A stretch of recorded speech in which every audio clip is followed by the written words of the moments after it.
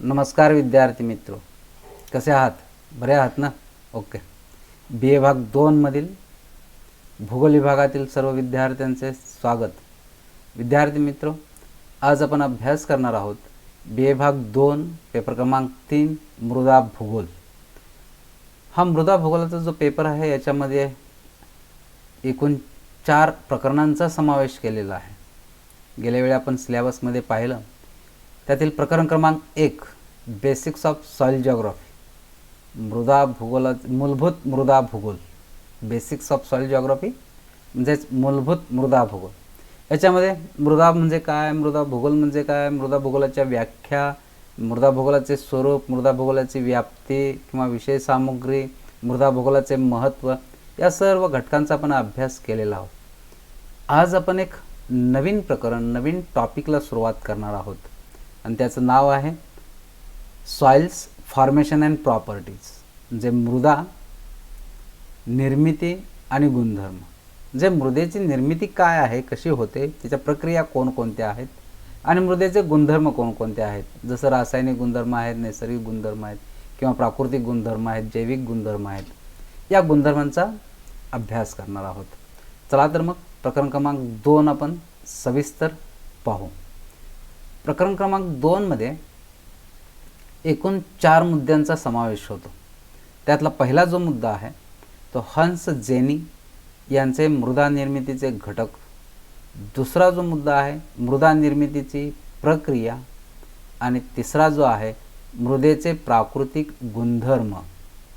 आणि शेवटचा मुद्दा चौथा मृदेचे रासायनिक गुणधर्म. म्हणजे प्रकरण क्रमांक 2 हे 4 मुद्द्यांशी संबंधित असून या 4च मुद्द्यांचा आपण अभ्यास करणार आहोत.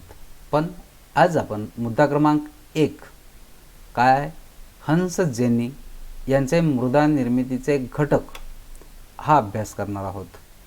मग हंस जेनी यांचे मृदा निर्मितीचे घटक कोणकोणते आहेत ते घटक अभ्यासनापूर्वी हंस जेनी हे कोण होते त्यांचा आपण थोडक्यात परिचय घेऊ.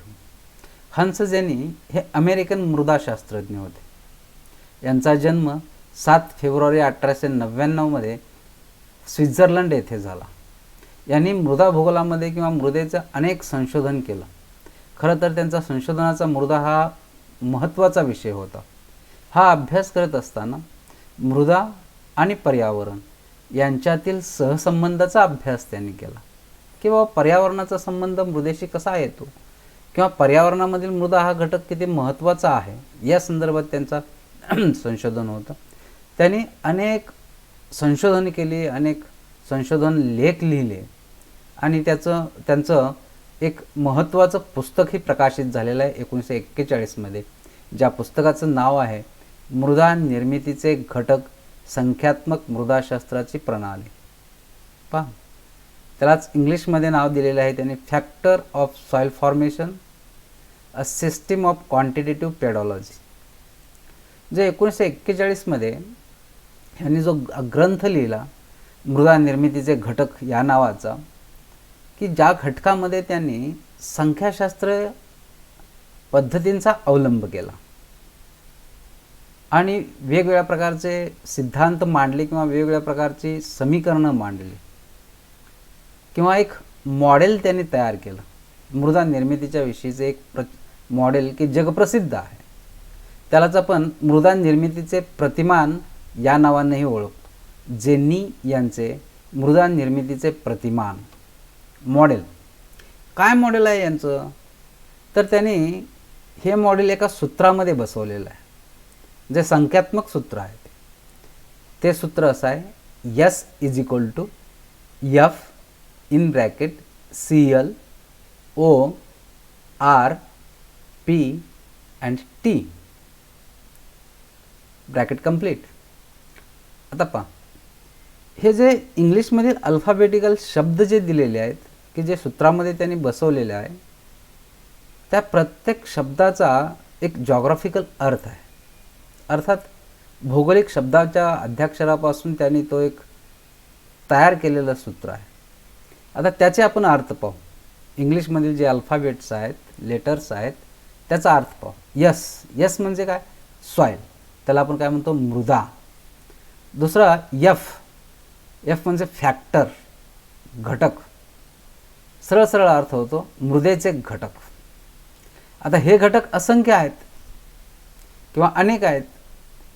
त्या घटकांची विभागणी त्यांनी 5 मुख्य विभागामध्ये केलेली आहे आणि ते कंसामध्ये टाकलेले आहेत. कोणता आहे पहिला? CL. CLला आपण काय म्हणतो? क्लायमॅट. इंग्लिशमधील क्लायमॅट हवामान.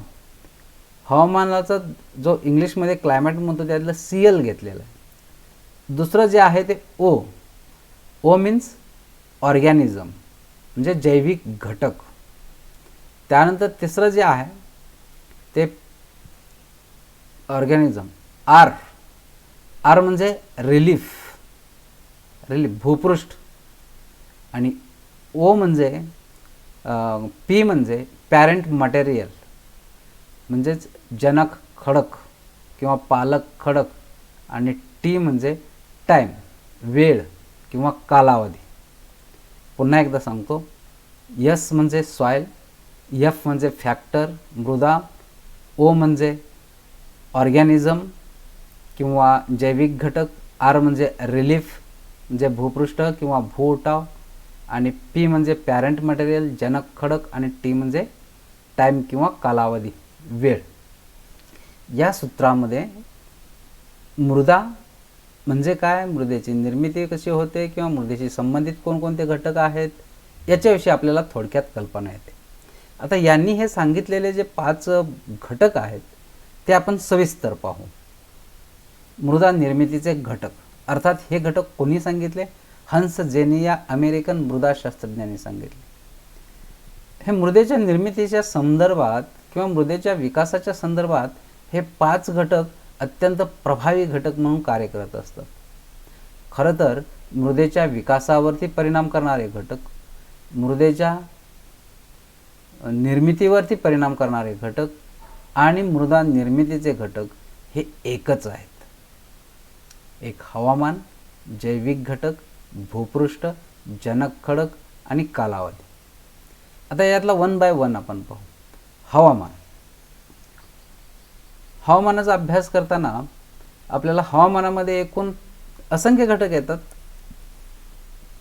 काही ठिकाणी त्याचा आपण उल्लेखही करत नाही, काही गौण असतात. उदाहरणार्थ तापमान, पर्जन्य, आर्द्रता, वृष्टी, ढग, वारे, दव, धुके, दहिवर ह्या सगळ्यांचा मिळून एक हवामानाचा प्रकार ठरलेला असतो. आता यातील तापमान. आता मृदा निर्मितीवरती तापमान कशा पद्धतीनं प्रभाव पाडतं? तर काही ठिकाणी तापमानाचं प्रमाण जास्त असतं, काही ठिकाणी तापमानाचं प्रमाण कमी असतं. या तापमानाला अनुसरूनच उष्णकटिबंध, शीतकटिबंध आणि समशीतोष्ण कटिबंध असे पृथ्वीच्या पृष्ठभागावरती कटिबंध तयार झालेले आपल्याला पाहावयास मिळतात. ऋतू वेगवेगळे आढळतात. उदाहरणार्थ दिवस आणि रात्र. दिवसा तापमान जास्त असतं, रात्री तापमान कमी असतं. उन्हाळ्यामध्ये तापमान जास्त असतं, हिवाळ्यामध्ये तापमान कमी असतं. आता हे तापमान काही वेळा वाढणं किंवा काही वेळा जास्त असणं आणि काही वेळा ते कमी असणं याचा परिणाम पृथ्वीच्या पृष्ठभागावरील खडकावरती होतो. जर एखाद्या प्रदेशामध्ये तापमान जास्त असेल तर काय होतं की तो खडक आणि त्या खडकामध्ये असणारी खनिज द्रव्ये आहेत ती प्रसरण पावतात. पुन्हा ज्यावेळी तापमान कमी होतं त्यावेळी तो खडक पुन्हा आकुंचन पावतो. म्हणजे प्रसरण आकुंचन, प्रसरण आकुंचन अशी क्रिया होत असते. ही क्रिया वारंवार सतत होत असल्यामुळं खडक कमकुवत होतो, ठिसूळ बनतो आणि त्याच्या खडकाचे बारीक कण, माती, रेती वगैरे असे तुटफूट होते. ह्या खडकाची तुटफूट होऊन जो गाळ तयार होतो, जी माती तयार होते, जे खडकाचे बारीक कण तयार होतात त्याच्यापासूनच मृदा तयार होते. आता ज्या ठिकाणी तापमान जास्त, ज्या ठिकाणी त्या ठिकाणी खडक प्रसरण पावतो, पुन्हा तो आकुंचन पावतो. परंतु ज्या ठिकाणी तापमानाचं प्रमाण अत्याधिक कमी असतं त्या ठिकाणी आकुंचन आणि प्रसरणाची क्रिया ही फारशी होत नाही. मग त्या ठिकाणी मृदा निर्मितीची प्रक्रिया सावकाश होत असते किंवा त्या अशा प्रदेशामध्ये इतर घटक मृदा निर्मितीच्या क्रियेवरती परिणाम घडून आणत असतात. दुसरा जो घटक आहे तो आर्द्रता. म्हणजे वातावरणामध्ये, हवेमध्ये पाण्याचे जे वाफेच्या स्वरूपामध्ये अस्तित्वात असणारे पाणी, याला आपण आर्द्रता म्हणतो. ही जमिनीमध्ये पण असते. जमिनीमध्ये काही ठिकाणी आर्द्रता जास्त असते, काही ठिकाणी आर्द्रता कमी असते. ज्या ठिकाणी आर्द्रतेचं प्रमाण जास्त असतं अशा प्रदेशामध्ये जमिनीचं तापमान नियंत्रित केलं जातं. त्याचबरोबर केशाकर्षण क्रियेमुळे पाणी खाली किंवा वरती जाऊ शकतं, की ज्यामुळं खनिज द्रव्ये, वरच्या थरातील खनिज द्रव्ये खालच्या थरामध्ये निघून जातात किंवा खालच्या थरातील खनिज द्रव्ये वरच्या थरामध्ये येतात. वनस्पतींना आर्द्रता अत्यंत महत्त्वाची आहे. आर्द्रतेमध्ये वनस्पतींच्या पिकांची वाढ चांगली होते. मृदा परिपक्व असण्यास किंवा वनस्पतींना पाण्याचा पुरवठा करण्यास आर्द्रता अत्यंत उपयुक्त असते. मग ज्या ठिकाणी आर्द्रता आहे, ज्या ठिकाणी आर्द्रता कमी आहे, अशा प्रदेशामध्ये सुद्धा ह्या मृदा निर्मितीची प्रक्रिया कमी जास्त प्रमाणामध्ये घडून येत असते. पण आर्द्रता जमिनीमध्ये असणं हे अत्यंत महत्त्वाचं आहे. वनस्पतीची मुळे ज्यावेळी जमिनीत खोलवरती रुजतात त्यावेळी जमिनीकडून पाण्याचा पुरवठा वनस्पतींना केला जातो.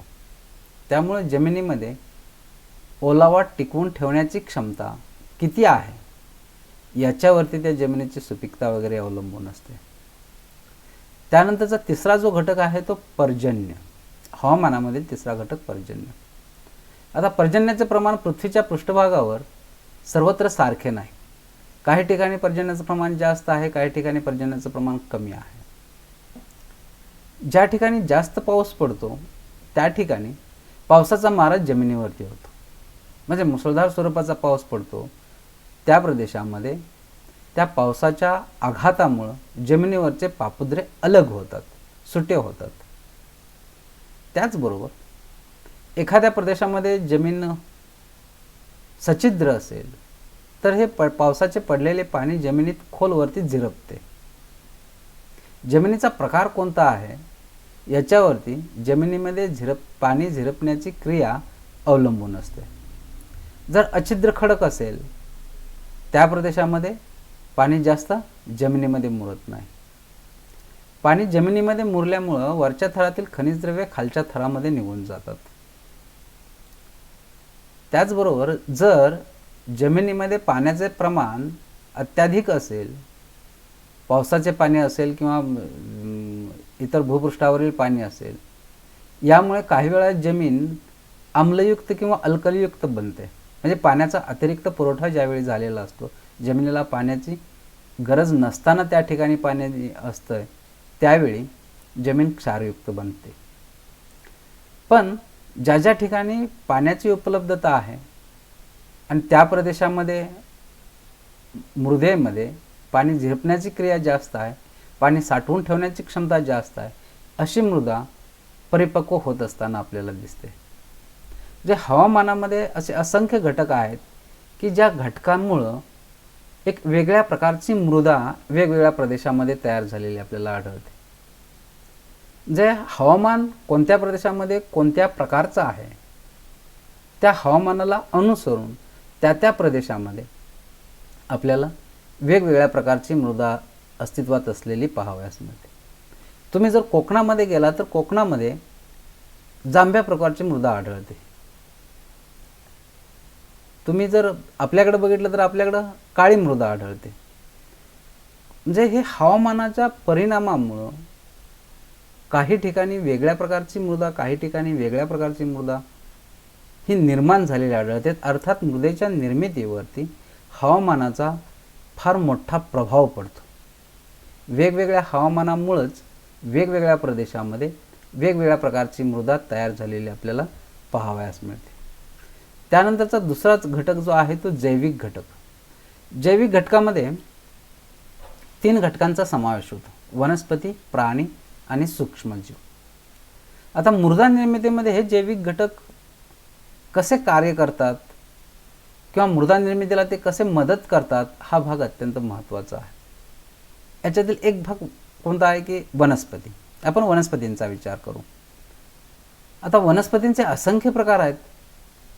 प्रत्येक वनस्पती हे प्रदेशानुसार हे आपल्याला वेगवेगळे आढळते. कारण वनस्पतीवर सुद्धा जसा मृदेवर हवामानाचा परिणाम होतो तसा वनस्पतीवर सुद्धा हवामानाचा परिणाम झालेला पाहावयास मिळतो. त्यामुळं वेगवेगळ्या प्रदेशामध्ये वेगवेगळ्या प्रकारची मृदा आढळते. आता ही मृदा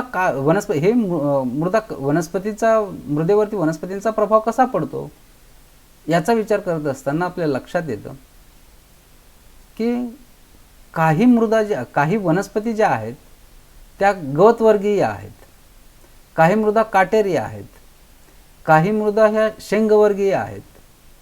मग ज्या प्रदेशामध्ये गवतयुक्त मृदा आहे किंवा गवताळ मृदा आहे, काय वनस्पतीमध्ये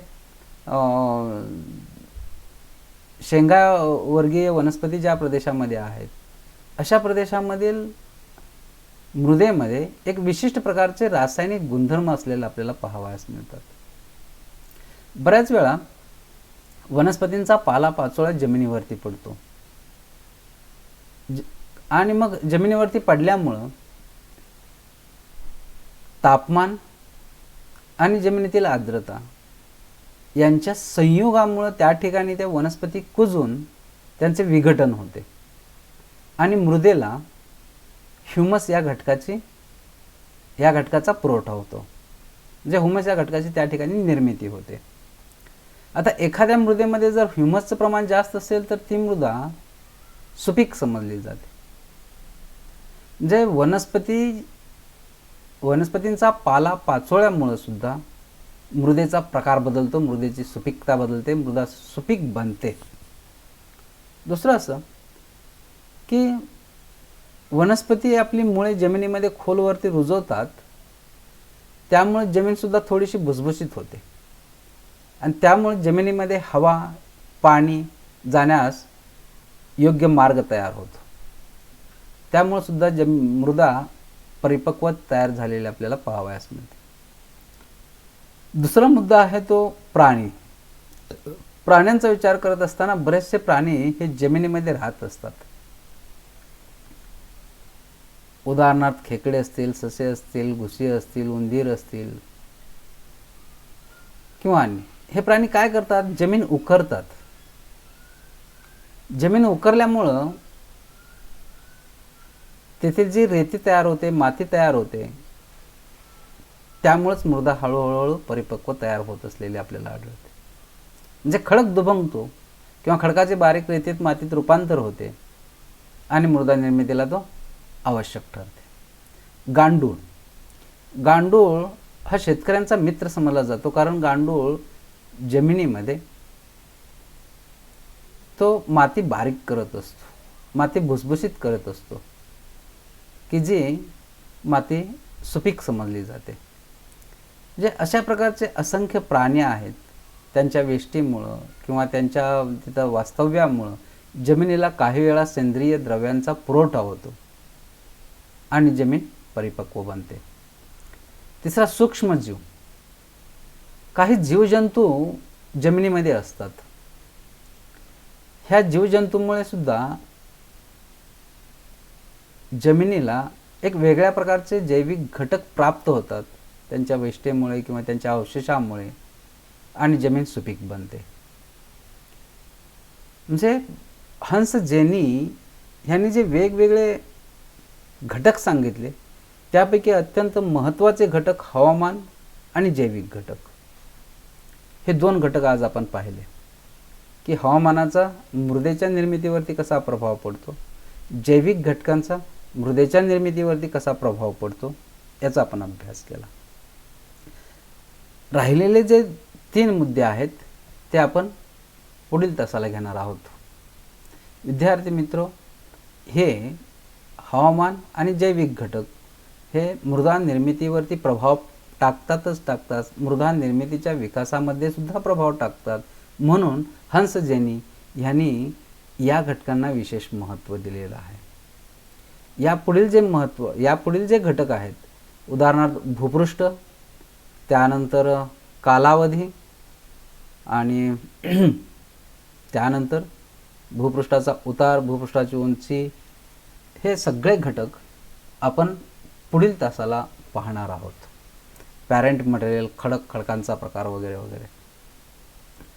आज आपली या ठिकाणी वेळ संपत आलेली आहे. आपण या ठिकाणी थांबतोय. तुम्ही सहभागी झाला, आभार.